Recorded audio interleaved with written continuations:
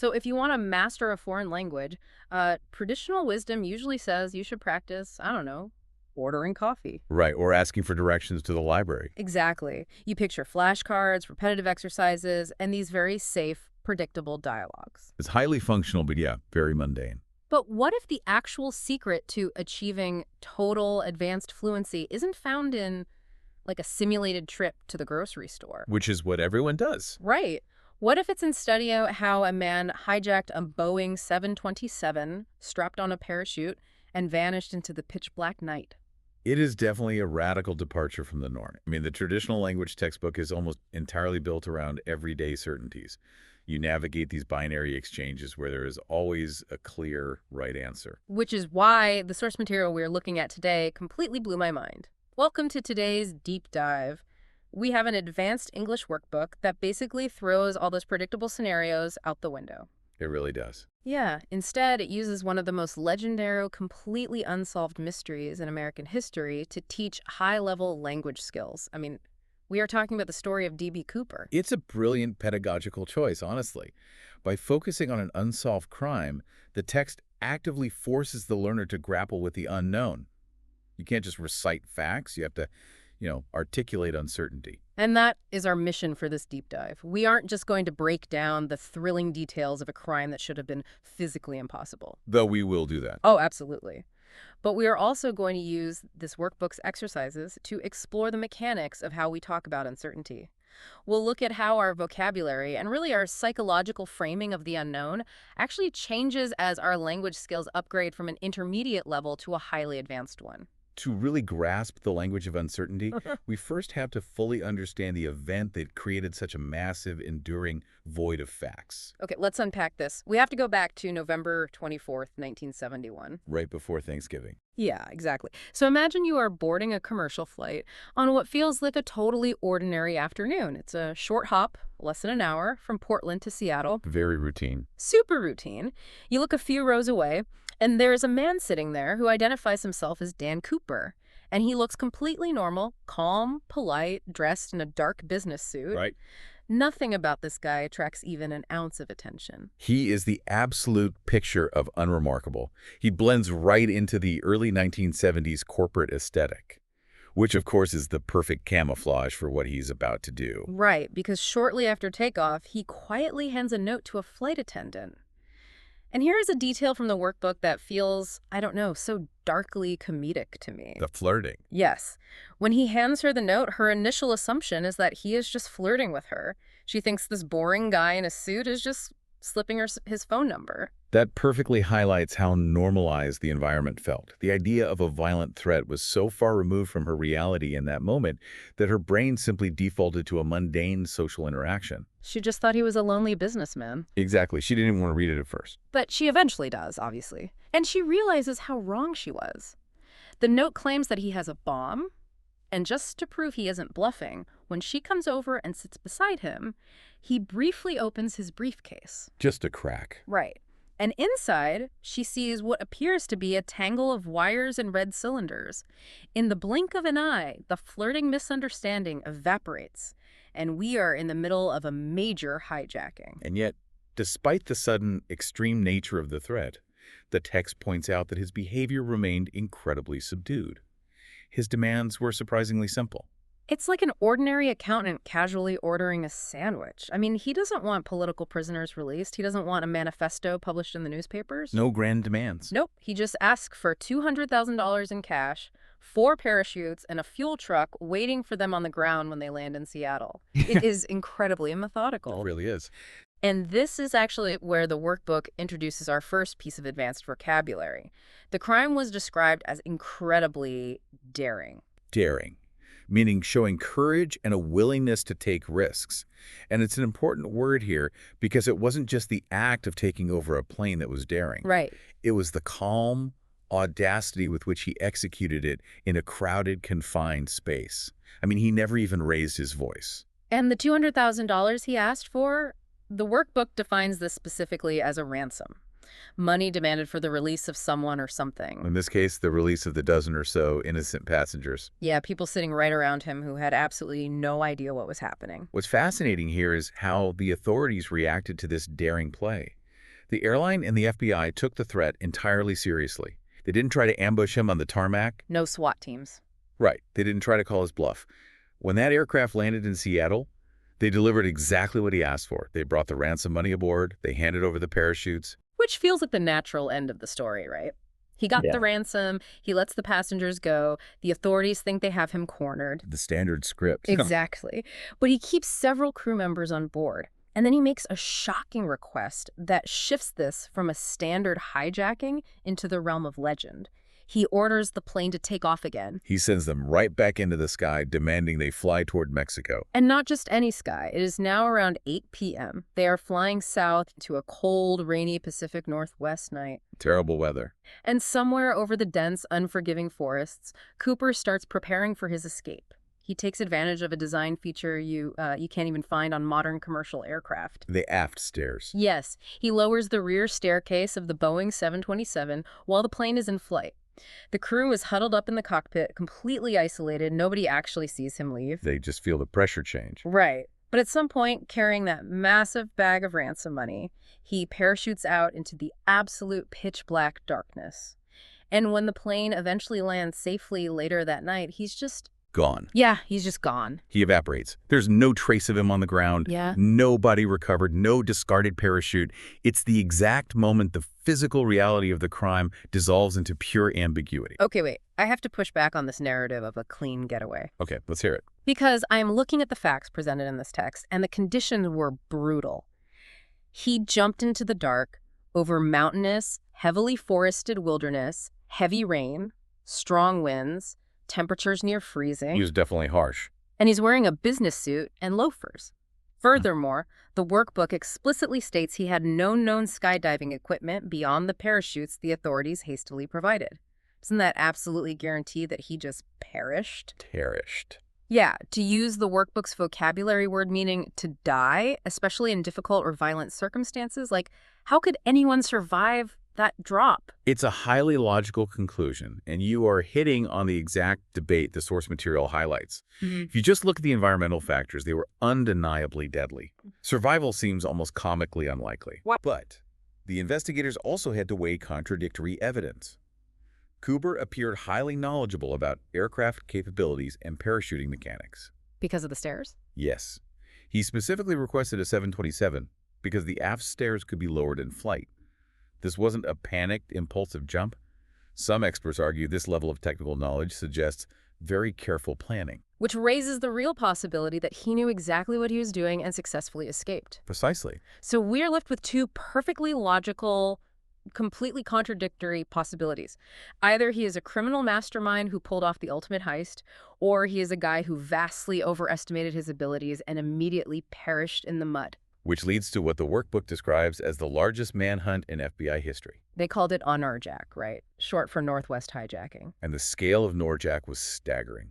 They searched forests, mountains, and rivers. This wasn't a city block. It was a vast, wild, natural area, what the vocabulary section defines as the wilderness. They considered thousands of suspects over the years. Hundreds were deeply investigated. But detectives eventually had to eliminate them. That's another vital vocabulary word here. To eliminate. Yeah, meaning to remove from consideration. And the reason they had to eliminate them wasn't just a lack of evidence, it was scientific contradictions. The hard data. Right. Fingerprints pulled from the plane failed to match. Timelines for suspects didn't fit the flight path. DNA evidence recovered from his discarded tie didn't align. Every time they thought they had a solid suspect, a new piece of evidence would break the theory. Which brings us to a massive twist in the narrative. A strange discovery made in 1980, nearly a decade after he vanished. Oh man, this part is wild. A young boy is walking along the sandy banks of the Columbia River, miles from the suspected drop zone. Just a kid. Yeah, and he stumbles upon several bundles of heavily decaying cash buried in the sand. And the serial numbers are a perfect match for Cooper's ransom money. Now, human nature dictates that finding the money should finally solve the case. I mean, it's physical proof. But the workbook points out that this discovery was entirely not conclusive, meaning it didn't prove anything with absolute certainty. It actually made the puzzle infinitely worse. Because if he survived and got away, why on earth would he leave his hard-earned ransom buried by a river? Makes no sense. But if he perished during the jump, how did those specific bundles of cash travel miles and miles to end up buried in that specific location? Exactly. It is the exact opposite of conclusive. We still don't have a body, we still don't have an identity, we just have a pile of decaying bills raising a dozen new questions. And that profound lack of conclusive evidence is exactly what the workbook leverages for its primary objective. Yeah. Because we lack facts, we are no longer just solving a crime. We are forced to grapple with a psychological puzzle. Here's where it gets really interesting. The workbook completely shifts gears. It takes this frustrating 50-year-old lack of facts, and it uses it to illustrate how we communicate at different levels of language mastery. Yes. Specifically, it contrasts an intermediate B2 level with an advanced C2 level of fluency. And what's crucial to understand here is that moving from B2 to C2 isn't just about memorizing a thesaurus. It's about a fundamental shift in how your brain perceives, analyzes, and ultimately articulates the world around you. Let's actually look at how this works. Think of B2 language like a black and white security camera. It perfectly captures the raw actions. A man jumped out of a plane, people are looking for him. Just the events. Right. But C2 language is like turning on an infrared sensor. Suddenly, you aren't just seeing the actions, you are seeing the heat, the psychology, the human condition driving those actions. That's a perfect metaphor. Let's apply that to the workbook's first discussion prompt, which asks, why do you think people are so fascinated by unsolved mysteries? If I were to answer that as a B2 intermediate learner, I might focus purely on the actions. I'd say something like, people want answers. When a case isn't solved, people like creating theories. It's interesting because nobody knows what really happened. And that is grammatically flawless. But as you said, it's the security camera. It describes what people do. To upgrade that to C2, we need the infrared. We need to stop talking about what people want or do and start talking about why the human brain reacts this way. Let's introduce the advanced word ambiguity, meaning a situation that can be understood in more than one way. Okay, so if I'm upgrading my sentence, I wouldn't just say people want answers. I would say, unsolved mysteries challenge our natural desire for certainty. Human beings are deeply uncomfortable with ambiguity. Exactly. You are analyzing the cognitive dissonance. Now, take the B2 phrase, nobody knows what happened, and elevate it. I'd say there is an absence of definitive answers. Definitive meaning final, conclusive, leaving absolutely no doubt. Right. And because we lack definitive answers, the speculation itself becomes compelling, extremely interesting or persuasive. Look at the leap in depth there. The B2 speaker says the story's interesting. The C2 speaker recognizes that the absence of truth is often more compelling than the truth itself. It's a huge shift. It perfectly illustrates how advanced language skills allow you to move from simply narrating a sequence of events to interpreting the emotional weight of those events. You aren't just reporting on the world, you are defining your relationship to it. And that ability to process and articulate the unknown isn't just useful for talking about 50-year-old hijackings.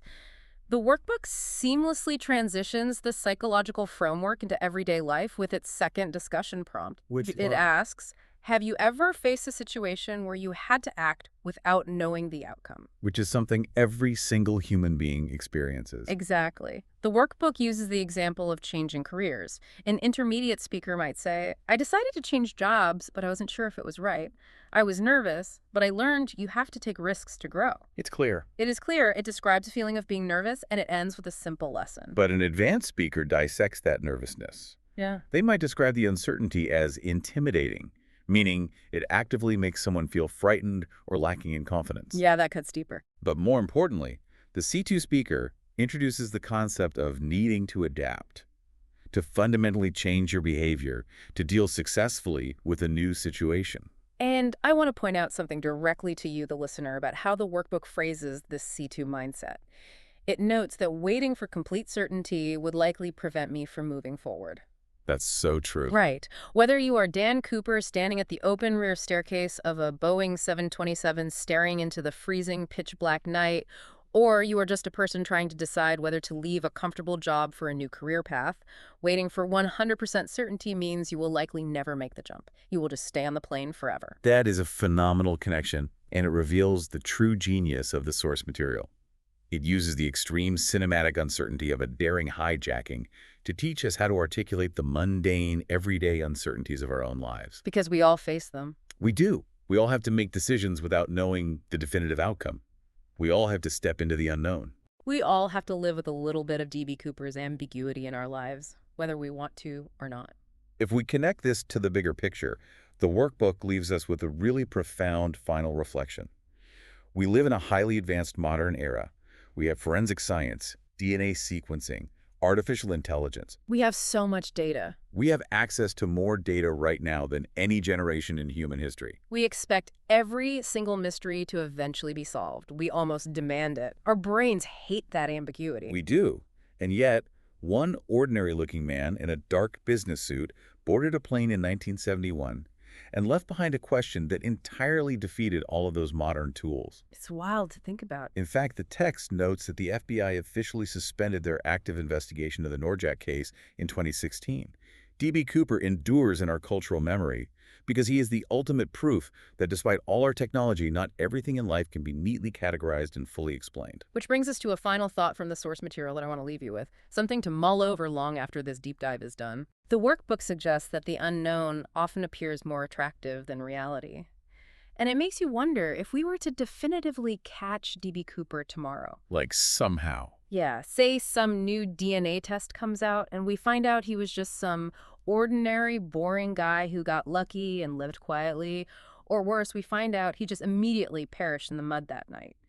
If we finally got that definitive, conclusive answer, would we actually be disappointed? It's a highly provocative question.